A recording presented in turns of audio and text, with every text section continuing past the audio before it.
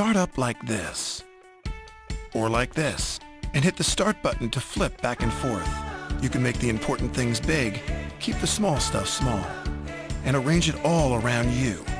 You can be all work, all play, or even both at the same time.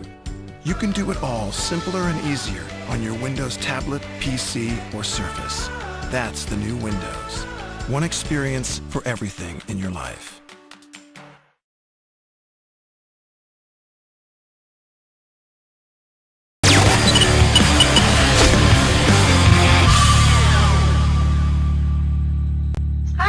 Stacey Mulcahy, and today I'm going to be talking about taking the suck out of naming your application. Yep, you heard that right. No one really wants to name their application. No one really cares about their name. And we're going to talk about how you can actually name your application, make it something interesting, and make the whole process just a little bit more fun.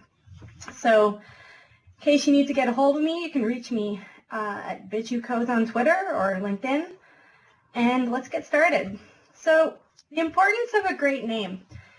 It's really important to have a good name, and people underestimate this. They kind of think that it should just be something very simple or something very basic, and those are great, but you have to look at not only your name, but your name against your competition.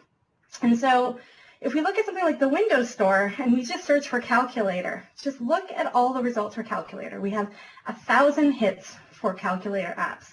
Now, I don't know how many apps can do that many different things that are so amazing that we have 1,000 calculator apps, but we do. And, you know, I'm sure some have different features, some visually are a little bit more different, those kind of things that differentiate themselves. But when you look at this listing, all of the names and even, frankly, a lot of the logos kind of look similar. And so how do you separate yourself amongst the field that you're competing in? And a lot of that can come down to your name. A really catchy name can really inspire someone to click that download button. And so when we think about this, for developers, this is kind of an arduous task. We don't often have a lot of time, and so we kind of leave it last minute. And if we don't leave it last minute, we usually just come up with a name at the beginning, and that becomes an okay name. And that okay name just follows all the way through, and we just keep that okay name. And so we don't have the time to go in and spend thinking about a name and brainstorming about a name and all those kind of things. We just kind of come up with whatever. And, you know, often because we are developers, we think about things a little bit more literally maybe. And so we come out with a lot of more literal names rather than abstract names and making those creative connections that can really inspire people to, you know, want to use your app. So the difference when it comes to a good name and a great name is a great name can really cinch the deal. And a great name can kind of help your app be something more and higher and above your competition. So we're going to talk about removing the time suck from naming an app because, you know, naming an app takes time. It's a process, and, you know, it's not as simple as some people would like to think. So we're going to go through an example here, and we're going to walk through, you know, a completely ridiculous example. Look at these guys. They're completely, I don't know. If that doesn't say 80s, I don't know what does. But we're going to go through and talk about how do we name your app. And I'm actually going to walk through a presentation that someone else did and kind of point out how they did it and what kind of things they're looking at when they're naming their app. So let's just have a little bit of fun with this and see what we can come up with. So we're going to use a slide deck called How to Name Things, and it's actually made by two people that's posted up on SlideShare, and we're going to walk through exactly what they did. And it's one of those things that if you take nothing else away, just go look at the slide deck, follow the steps, and if nothing else, you'll get some way more creative names than when you started. So the first thing you kind of want to do when you're thinking about, you know, looking at an app, you want to search for related words. And so what we're going to do is we're going to pretend that we are these guys. Okay, maybe not exactly these guys, but, you know, that this may be our client. And basically they have a new music streaming service. And it's going to be a web application that, you know, curates playlists, and maybe it delivers you horoscopes in the voice of Ozzy Osbourne.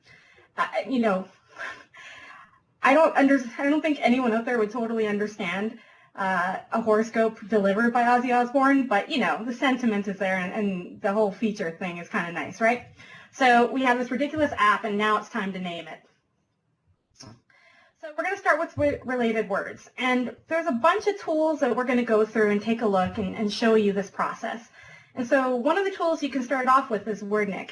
And what you do is you type in your word, so we can type in something like music or tune or whatever you'd come up with for a music player. And you can start to get a list of synonyms, and you can start to get a list of all those kind of words that are related in different ways. And so what you want to do is you put in your word, and let's say if we put in music or tune, and then we start to look at all the things that are kind of related that we could use.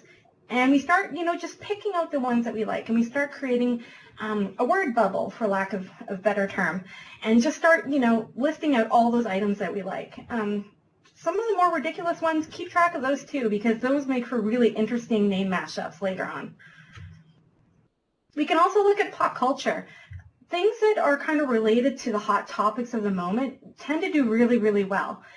People really love that moment when, people are creating memes or people, are capturing pop culture moments. And so you can look to the Urban Dictionary. Now, it's not all bad. Yeah, sometimes you have to be careful the kind of terms that you might find. Urban Dictionary can be the rabbit hole of the internet. Next thing you know way more terms than you ever wanted to know. But, it is really good when it comes to kind of looking up things that are related. And so you can just go to the Thesaurus and type in music or type in tune for this example, and you can start to see all these things that, are related. And maybe some of those words, you can kind of steal and use and put into your word bubble and figure out how you can, evolve these.